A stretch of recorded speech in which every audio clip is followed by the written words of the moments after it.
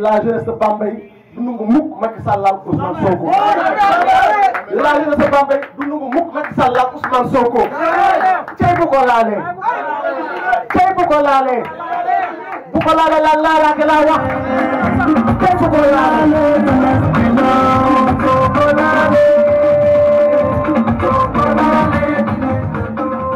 Merci Didier, merci Didier. ñu ngi nuyu suñu parti yu jógee fii ba gàtt muy góor gi El Hadj Massamba Diouf di nuyu Vieux Déthié Diouf di nuyu aussi Vieux Djibril Diouf di leen masawu coono vraiment si dérangement bi di nuyu aussi les représentants de la JPS Gawane ñi nga xam en même temps ñu fi le coordinateur section criminelle bu Gawane. Donc ñu connaît toujours si orateurs yi comme que le combat c'est pas seulement Pastef mais c'est avec aussi les membres de la coalition Yewwi Askan Wi.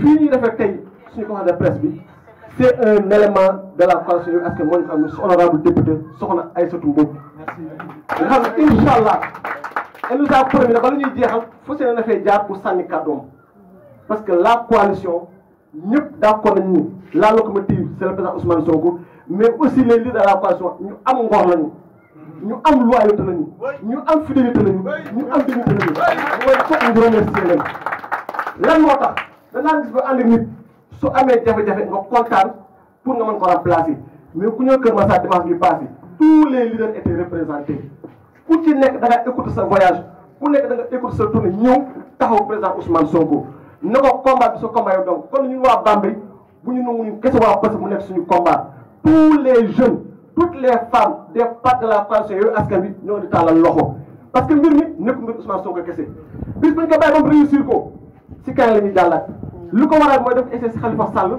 mu nooy mu essai si Karim Wade mu nooy Ousmane Sonko nag le mois de mars 2021 gars yi na ko déedéet kii kaani sanam la ku ko lekk du jàll mu bëgg a tantawaat la deuxième vague mais la deuxième vague ça sera mortel ça sera dévastatrice n'ayons pas peur des mots il va nous tuer ou bien nous allons le tuer c'est ça il va nous tuer ou bien nous allons le tuer ça sera le mortel combat. Et par rapport à la Constitution, de façon individuelle, chaque citoyen a le droit d'invoquer son droit à la résistance.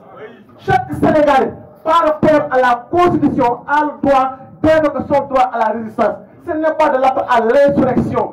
Continuez en tant que Bambéyois, en tant que Bambéyoise, en tant que patriote. Vous invoquer ce droit à la résistance.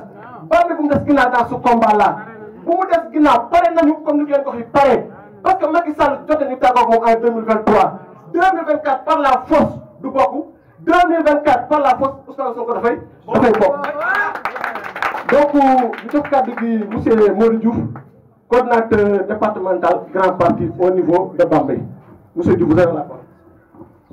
Asalaamaaleykum wa rahmatullah mbokk yi ñu ngi leen di nuyu.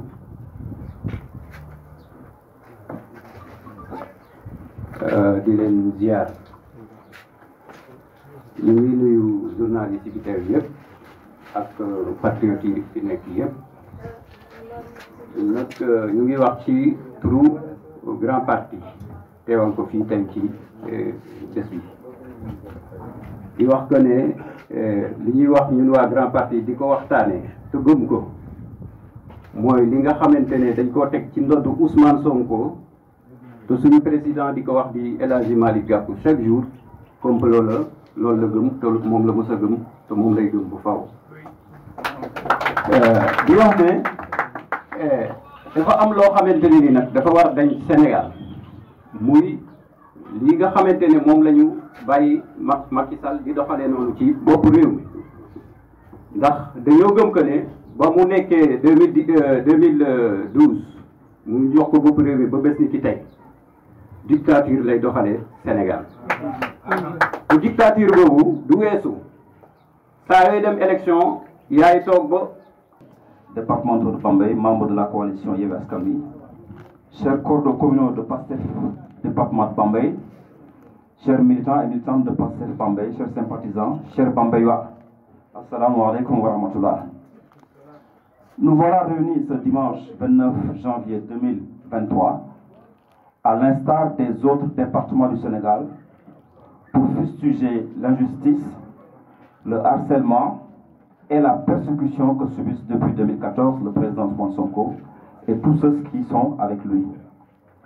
Vu la situation actuelle du moment, le Gatsa Gatsa est devenu inévitable et Pastef Bambey est debout et ne compte pas être en reste.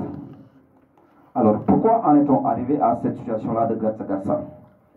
Le 29 août déjà 2016, le président Ousmane Sonko est radié de la fonction publique par son Excellence M. Macky Sall sans aucun motif. Le 6 octobre, notre sœur patriote Mariama Sagna est assassinée sauvagement après le meeting de Kermassar et jusqu'à présent, il n'y a pas la moindre enquête. Au mois d'octobre 2018, toujours durant le parrainage, la maison familiale du président Ousmane Sonko a été attaquée à Ziguinchor, attaque au cours de laquelle des fiches de parrainage ont été arrachées et jusqu'à présent, aucune condamnation. En janvier 2019, notre siège national du parti a été attaqué, les vandales connus et identifiés, mais l'affaire est étouffée malgré la plainte déposée au niveau de la gendarmerie. En février, beaucoup de blessés au rang des patriotes de Saint-Louis lors d'une manifestation du parti sabotée par des militants de Mansour Faye, beau-frère du président Macky Sall. Le 10 février 2019, interdiction a été faite au convoi du président Ousmane Sonko d'entrer au quai de pêche de Saint-Louis et jusqu'à présent, aucune condamnation.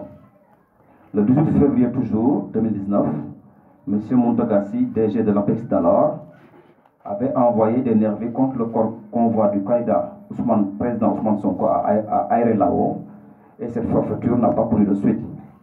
Le 3 février 2021, un complot ignoble est fomenté contre notre président, M. Ousmane Sonko, l'accusant de viol. Et pourtant, un certificat médical a été produit et qui le blanchit intégralement. Des témoignages à décharge pour le président Ousmane Sonko.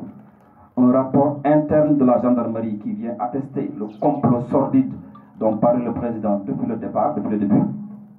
Mais malgré tout ça, la décision prise par le doyen des juges d'envoyer en procès le président Ousmane Sonko est sans nul doute la goutte qui risque de faire déborder le vase. Alors que ce dossier ne devait même pas sortir des locaux de la gendarmerie.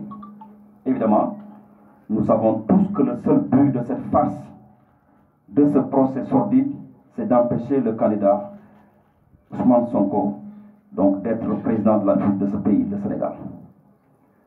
Ce que les Sénégalais n'accepteront pas, ce que les patriotes n'accepteront pas, Inch'Allah. Chers patriotes et sympathisants de Pastef Bambey, chers invités, signons tous nos testaments pour la restauration de l'état de droit, pour la restauration des libertés, pour défendre et imposer le seul et unique candidat du PASTEF, le président Ousmane Sonko, notre candidat, comme disait tout à l'heure Mme Diop, notre candidat A, B, C jusqu'à Z. Voilà.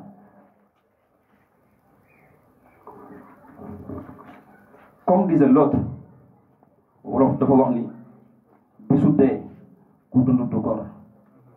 Vive le PASTEF, vive le président Ousmane Sonko, vive la coordination départementale de Pastef Bambey.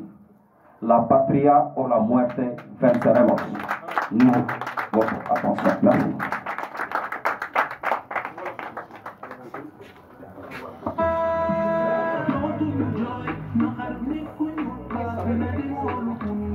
Parce que ça y est, on a fait une fois de studio, nous baillons Al Badra, on def le résumé. Maintenant, ce pareil, on enchaîne directement avec les questions que ce même Al Badra aussi va répondre. Merci.